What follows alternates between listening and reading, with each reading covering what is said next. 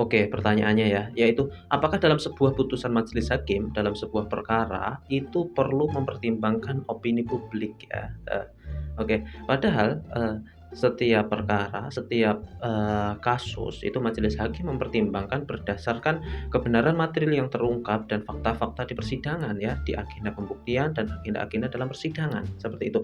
Namun, ada satu tambahan lagi yaitu mengenai opini publik untuk saat ini karena, seiring berkembangnya teknologi dan informasi ya. Jadi ketika, masyarakat menganggap sebuah perkara itu besar, sebuah perkara itu sudah viral, sebuah perkara itu, banyak dan dilihat masyarakat, maka seakan-akan putusan hakim itu juga harus sesuai dengan keinginan masyarakat.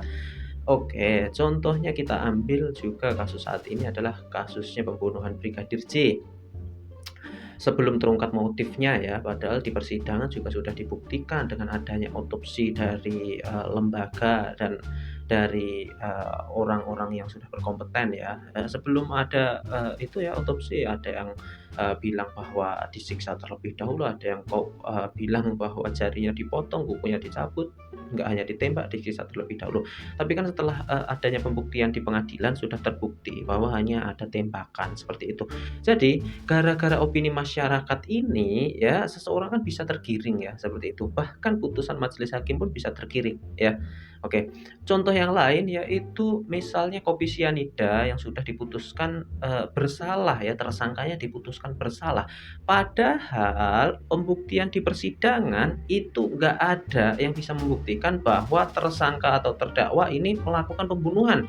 Motifnya pun belum diketemukan dan hasil bukti dari ahli dan bukti otopsi itu hanya menunjukkan bahwa, korban ini bagaimana, meninggalnya karena apa, bukan siapa yang membunuhnya, oke.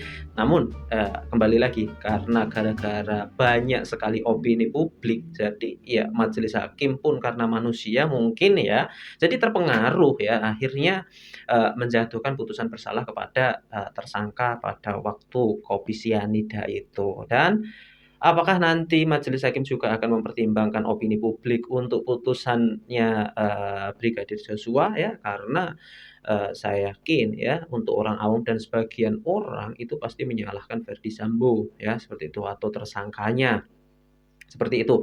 Dan, pasti mendukung Richard Eliezer yang menembak karena sudah mengaku beritanya dibaik-baikan seperti itu ya, ini netral aja posisinya, seperti itu ya.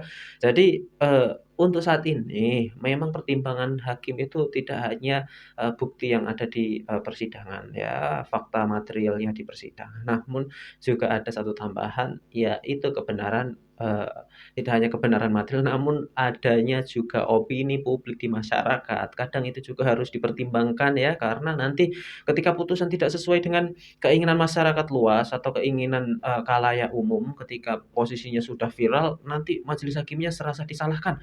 Putusannya kok nggak adil, putusannya kok tidak sesuai dengan hati nurani masyarakat dan lain sebagainya. Padahal yang sudah menilai itu adalah majelis hakim, yang sudah menilai itu adalah hakim-hakim yang sudah berkompeten dan tidak hanya memutus satu perkara itu saja dan sebenarnya sudah banyak sekali putusan majelis hakim yang sebelum-sebelumnya ya, yang dialami oleh hakim tersebut ya, namun tidak diekspos, seperti itu ya. Makanya ya, banyak sekali kasus-kasus yang tidak viral itu, putusannya lebih objektif mungkin atau, perkara-perkara itu perlu viralkan terlebih dahulu atau perlu mendapat, mata publik yang banyak terlebih dahulu tujuannya agar apa? Agar sesuai dengan, opini publik, majelis hakim juga akan mempertimbangkan opini publik, ya akhirnya nanti opini publik menjadi pertimbangan, oke. Padahal ya, ada yang namanya asas praduga tak bersalah ya, setiap orang yang melakukan tindak pidana itu harus dianggap tidak bersalah terlebih dahulu. Namun, semenjak adanya media massa, media sosial, seseorang, setelah dengar, baca berita, langsung menganggap, langsung memutuskan siapa yang salah dan siapa yang benar. Padahal belum tahu kebenarannya seperti apa dan belum tahu diperiksanya seperti apa, oke. Jadi itu, pembahasan kali ini. Terima kasih banyak seperti biasa. Assalamualaikum warahmatullahi wabarakatuh.